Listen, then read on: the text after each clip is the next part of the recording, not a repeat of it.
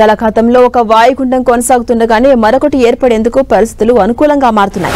Malacca జలసంధి సమీపంలోని తీవ్ర అల్పపీడనం నిన్న ఉదయం వాయుగుండంగా బలపడింది. ఇది మరింత బలపడి రాబోయే 24 గంటల్లో పశ్చిమ దిశగా తర్వాత 24 గంటల్లో పశ్చిమ వాయువ్య దిశగా కదిలే అవకాశం ఉందని ఐఎండీ అంచనా వేసింది. ఇది తుఫానుగా బలపడేందుకు పరిస్థితులు అనుకూలంగా ఉన్నాయని వెల్లడించింది. ఇది శనివారం లేదా ఆదివారం నాటికి తమిళనాడు, ఏపీ తీరాల వైపు వెళ్తుందని, కొన్ని మోడళ్లు సముద్రంలోనే బలహీనపడుతుందని మరికొన్ని మోడళ్లు సూచిస్తున్నాయి. ఇక నైరుతి బంగాళాఖాతంలో శ్రీలంక భూమధ్యరేఖకు సమీపంలో మరో అల్పపీడనం ఏర్పడింది. ఇది ఉత్తర వాయువ్య దిశగా కదులుతూ రేపటికి తీవ్ర అల్పపీడనంగా మారబోతుంది. ఆ తర్వాత 24 గంటల్లో వాయుగుండంగా బలపడుతుందని అంచనా. ఇది మరింత బలపడి ఉత్తర తమిళనాడు వైపు కదులుతుందని, దీని ప్రభావం ఏపీ తమిళనాడులపై ఉండబోతున్నట్టుగా తెలుస్తోంది.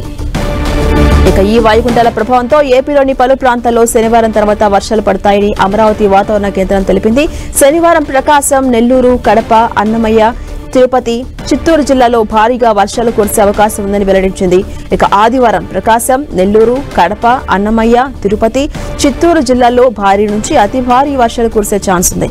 శ్రీ సత్యసాయి, నంద్యాల, బాపట్ల, పల్నాడు, గుంటూరు, కృష్ణా, ఎన్టీఆర్, ఏలూరు, పశ్చిమ గోదావరి జిల్లాలో భారీ వర్షాలకు అవకాశం ఉంది. మిగిలిన ప్రాంతాల్లో తేలికపాటి నుంచి ఓ మోస్తరు వర్షాలు కురిసే అవకాశం ఉందని తెలిపింది.